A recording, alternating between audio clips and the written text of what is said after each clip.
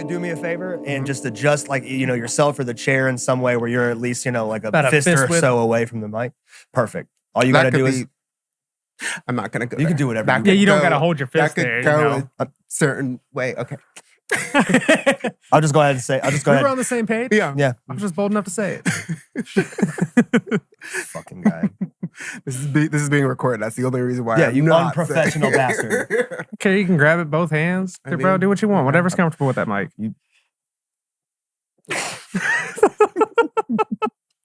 Okay. Oh, this is going to be fun. Millennials Suck Podcast. MillennialsSuckPodcast.com. We are here with Myth. Hello. Who has changed their name without talking to me. Yes, formerly Nergi, now Myth. Yeah, I'm going to be honest with you. Much better name, honestly. I mean, thank you. I'm going to be completely honest with you. Yeah. Remember how much time I had, how hard of a time I had saying it? I can say Myth so easy. I know. And I honestly thank you. I feel like you did it for me. I did. I was like, let's just do that now. For anyone who doesn't remember, we sat with Myth for a few minutes at the last Black Light event.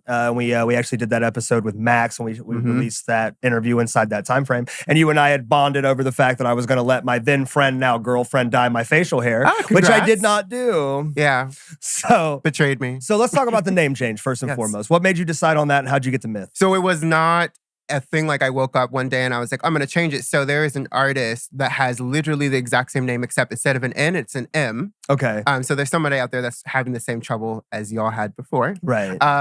And I remember texting Tony and being like, yo, there's a guy that has literally the same name. He's on Kelly Clarkson. Like, what do I do? That son of a bitch. I was like, gosh, I'm not supposed to be me. And then he was like, well, I think it's time to like do a whole like name change. And I felt like, okay, well, I started having like a few days of like crisis. I'm like, who am I as an artist? And then I was like, you know what? I'm kind of creating a story, like my own story with my music. So I like Greek mythology. So I'm like, okay, I'm creating my myth. This is where we started. That's sick. And so I'm like, well, everyone gets to go along on this journey and see how I rise. Speaking of myths, I was listening to Poseidon last night. Oh, thank you. That is a banger. Thank you. Dude, that is a banger. It's one of my favorite songs. And I know I said it a lot, the last time we met, but I think that you just have such like you can tell, you know what I mean? That there's an essence of, trying to keep things in a certain like order, but it's just so original to you. And I love your sound so much. Thank you. And then again, I think that we live in an industry, we live in a world where the music industry is starved of original content. Yeah. And I think you have it. And I really do appreciate that about you. That means a lot, honestly. Because I mean, a lot of times I know I said before, I'm always like, will this work? Will this not work? Yeah. I don't really know. But yeah, Poseidon came at a very odd time writing it. Like that song came. In what way? Well, I was going through cancer. I had been diagnosed with non-Hodgkin's lymphoma. Okay. This is at like middle of the pandemic. I had just lost my job. Damn. So I'm like literally tying my shoe, about to go to the hospital so we can get my port in, which I still have now. Right. And I'm humming and I'm like, I have the strength of Athena. I have the love. My love is vast like Poseidon. Like I was just saying a bunch of like things that were connected to Greek mythology, but also things that I was trying to keep in my head so I don't break and like just go crazy. And then I was like, that's kind of a song. And then I started like working on it. And then I was like, Tony, we have a song. Let's try it. Hell yeah. There we go. So, but no, I was listening to it last night and it's so good. You're so good. Thank you. So we'll get a little bit more in depth on like how you write and things of that nature. Like how when you decide you're going to write a song, does it start with just like you finding lines and then doing it from there? Do you compose your own like beats and stuff like that? Like what's your process? Sometimes I'm in the shower. Sometimes I'm on the toilet. Yeah, it'd be like that. It'd be like that. No shame. No, no shame. There was one song I remember in the notes. I'm like, I was like, parentheses, this was written at 3 a.m. while you're on the toilet, just so you know.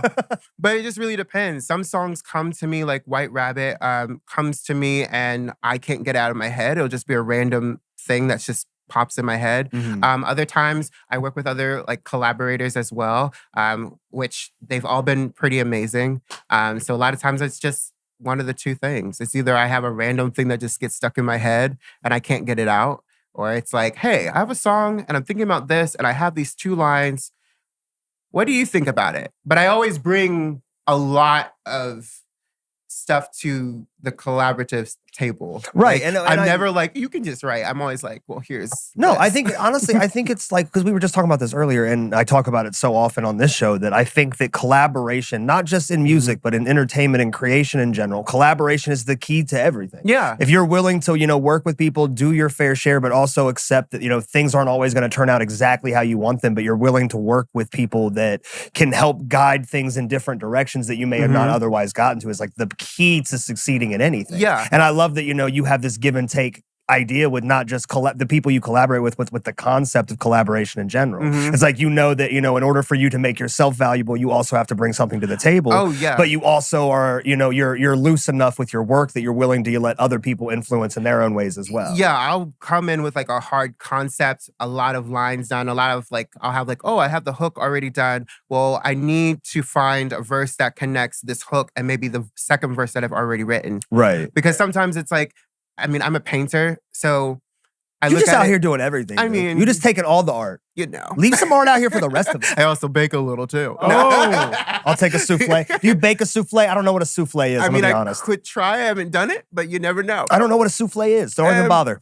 I don't want Gordon Ramsay to find this. I literally found out what a casserole was like 2 weeks ago. What? So, What? Yeah, I'm not good at food, dude. Wow. You can make anything into a casserole. Yeah. I found that out. It's Something mostly a dish be. than it is anything. Like an actual dish. Yeah. Yep. All you need is the pan. You're halfway there. But collaboration is all about perspective. And sometimes, like, us as artists, I know growing up writing, I was like, oh, I have to get the song completely, it has to be 100% my stuff. But then I realized that, like, life is about perspective. And there might be somebody that might have a different perspective that can, like, turn the song into more of a three-dimensional being instead of just a two-dimensional. That's such a great way to look at that. Yeah. It's like, that what you're trying to say is coming from your perspective, and it might be best for your perspective to do it the way that you have it envisioned, but you're not considering in that moment that other people may not look at this concept the same way. And when you allow other people's influence into it, it helps you like relate to a bigger audience that can look at it from the way you're trying to project it through a different perspective. And I think that's a really great way to look at it. Yeah, it's just adding a little shadow, a little color in different spots that you're not able to see. Right. And I rather have that than a flat song. So. See, you just fucking get it, dude. You just fucking get it. Who are some of your influences right now? Because last time I asked you that, it led to a 12-minute conversation about Halsey. Well, now it's like we're turning into a different like era of music. And so like a lot of Coldplay. There's an artist named Leon that I love. The Kings of Leon? No, but no, she's a Swedish singer and amazing music. I'm also love some Chance the Rapper. I just listened to him this morning to get pumped and ready. So yeah, there's a little mix of a little something here. Yeah, yeah. How's so the last time we talked, you said you were going to be writing more about love. Yes. How has that been going? Well, yes, definitely did that. We're in the transitional era of when you think love is gonna work out and you've given it your all and you no longer can do it. And then it fucking doesn't. Yeah. I mean, that's a great transition, though, because I mean, like you did say you were approaching, because what was it, like a year or so ago? We talked. You know what I mean? There's been a lot of time. You know what I mean? Things can change. Oh yeah. You know what I mean? So, things definitely change. It's don't ask me about my personal life, but you get it. I really don't care. But no. Like, the last time we talked, you said you were going to be diving into talking about love, and you were excited about it. So I was interested to see if like you were still headed towards that love direction. Yeah, I think. The next bigger project, which will be an EP, will probably be my, therapy session of getting out how the love that I thought was going to be a certain way didn't turn out that way. And then here's me healing myself. And then this is the love that I want. I was going to say, loving yourself is just love and still. You know what I mean? It's just as super important. Yeah. But Borderline, which was the newest track that came out, was literally based off of giving it your all, being in a relationship and not being able to have an equal partner in like the emotional sense and like all the nitty gritty details. And when you're like, hey, I've done everything that I can, you're the one that's drawing a line. So I'm guessing I'm over here and you're over here.